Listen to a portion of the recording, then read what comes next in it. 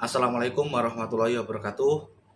Perkenalkan, saya seorang mahasiswa Universitas Terbuka yang bernama Muhammad Anas Aulia Wafi dengan NIM 877980295. Baik teman-teman, di sini saya ada tugas ya dari dosen saya, yaitu mempresentasikan salah satu bab dari matkul filsafat ilmu. Jadi apa? Jadi ini.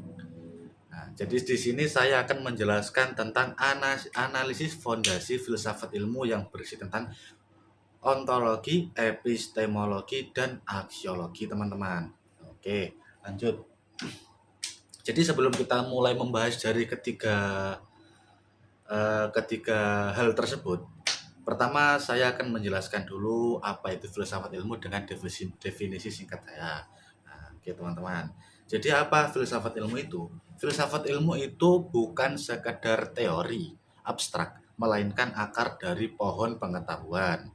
Jadi tanpa memahami ketiga landasan ini, kita hanya akan menjadi praktisi yang menelan informasi tanpa tahu dari mana asalnya dan untuk apa gunanya. Jadi seperti itu teman-teman ya. Jadi filsafat ilmu itu bukan sekedar teori abstrak teman-teman ya, melainkan akar dari pohon pengetahuan. Oke, baik lanjut. Oke teman-teman, kita lanjut. Yang pertama kita akan menjelaskan tentang ontologi atau hakikat apa yang dikaji. Oke. Jadi ontologi apa itu ontologi? Ontologi adalah langkah awal di sini kita bertanya benda apa yang sebenarnya sedang dibicarakan. Nah, di sini aja objek kajian. Objek kajiannya adalah ontologi menetapkan batas-batas apa yang bisa dimasuki oleh ilmu, apakah itu hal yang bersifat fisik atau metafisik. Yang kedua, hakikat realitas. Ilmu biasanya membatasi diri pada realitas yang bersifat empiris.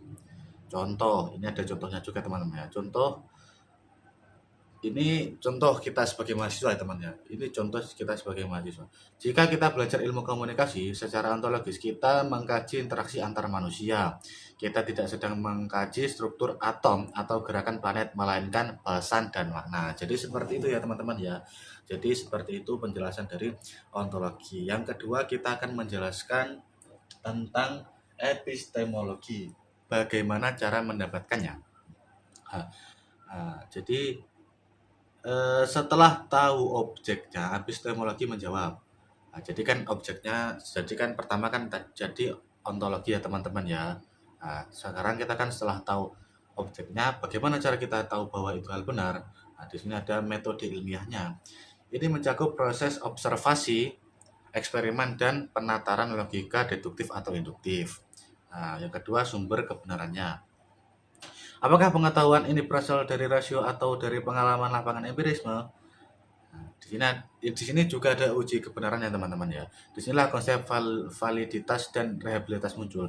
Sebuah ilmu dianggap valid jika metodologinya bisa dipertanggungjawabkan dan didapat diulang oleh peneliti lain teman-teman. Nah, jadi seperti itu ya teman-teman ya. Yang ketiga kita lanjut teman-teman ya. Yang ketiga aksiologi. Bagaimana? Jadi aksiologi itu bagaimana cara mendapatkannya? Eh, aksiologi untuk apa teman-teman? Maaf teman-teman harap. Aksiologi untuk apa ilmu tersebut teman-teman ya? Nah, ilmu tidak pernah bebas nilai. Aksiologi membahas tentang kemanfaatan dan etika teman-teman. Nah, di sini ada nilai dan etika. Nah, di sini pertimbangan apakah sebuah penemuan itu baik atau buruk, misalnya teknologi nuklir secara epistemologi adalah penemuan hebat, tapi secara aksiologi penggunaannya harus diatur agar tidak memusnahkan manusia teman-teman. Nah, ini ada tujuannya juga. Tujuan ilmu diciptakan bukan hanya untuk memuaskan rasa ingin tahu, melainkan untuk meningkatkan taraf hidup manusia. Jadi ilmu itu bukan untuk cari tahu saja teman-teman ya. Ilmu itu bukan untuk memuaskan rasa ingin tahu saja, tapi untuk meningkatkan taraf hidup manusia juga teman-teman. Jadi seperti itu. Nah, lanjut. Di sini ada kesimpulan dari tiga hal yang kita bahas tadi teman-teman ya. Di sini ada kesimpulannya. Jadi kesimpulannya begini teman-teman. Jika ilmu adalah sebuah bangunan, maka ontologi adalah sebuah pondasinya apa yang dibangun. Dan epistemologi adalah blueprint dan teknik konstruksinya bagaimana membangunnya.